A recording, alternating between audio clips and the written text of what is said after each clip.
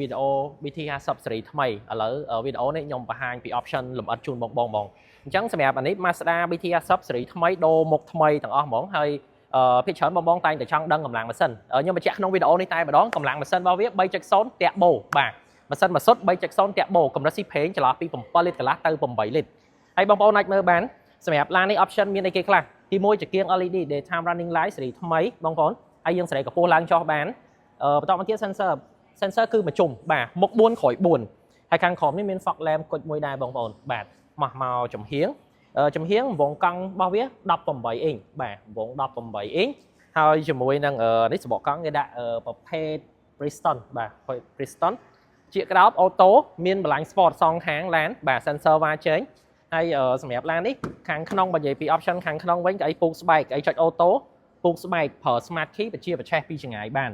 ហើយអេក្រង់របស់វានេះថតទំហំអេក្រង់ឲ្យបងប្អូនមើលតិចទៅបាទយើងប្រើ Apple CarPlay Android Auto ប្រើ wireless ហ្នឹងមិនដោតខ្សែទេប្រើ wireless បងប្អូនខ្ញុំកាន់សោឡានឲ្យបងប្អូនមើលស្រួលប្រឆេះពីចម្ងាយខាងក្រោយនេះបងប្អូនមើលខាងក្រោយយើងមានកន្លែងសាកថ្មហើយមានម៉ាស៊ីនត្រជាក់ក្រោយកន្លែងសាកថ្ម USB Type C ហើយនៅខាងលើកាមេរ៉ាជួយចាប់លើដំបូលទៀតមាន surround sound ខាង speaker លើដំបូលមកគោទៀតបាទតោះអញ្ចឹងយើងទៅខាងក្រោយទៀតនៅខាងក្រោយវារូបរាងបែបនេះបងប្អូនជាងកន្លែងនេះ LED បាទ sensor ខាងក្រោយនិងកាមេរ៉ាចូលចតមួយហើយសម្រាប់ឡាននេះបញ្ជាក់ជូនបងប្អូនតិចតម្លៃរបស់វា 45,999 ទិញជាទឹកប្រាក់សុទ្ធក៏បានបង់ម្លោះក៏បានដែរពាក់ព័ន្ធទៅលើការបង់ម្លោះប្រចាំខែអាចបង់ចន្លោះចាប់ពី300ក្រាស់រហូតដល់5-600ក្នុងមួយខែបាទហើយរំលោះជាមួយនឹងធនាគារជាមួយនឹងឯកសារពី3សន្លឹកអត់ត្រូវការធរប្រចាំទេរំលោះតាមអនឡាញបានហើយដូចខ្ញុំបង្ហាញជូនបងប្អូនមិនអញ្ចឹង smart key បាទ smart key នេះយើងបញ្ជាប្រឆេះពីចម្ងាយបានអញ្ចឹងខ្ញុំបញ្ជាឲ្យបងប្អូនមើល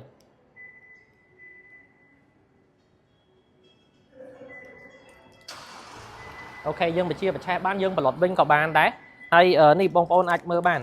បាទកន្លែងនេះ 4x4 អានេះប្រភេទប៉ង2កាពីតាមាន option lock ប៉ងមាន terrain mode មានអីច្រើនណាអញ្ចឹងសម្រាប់បងដែលចង់ដឹង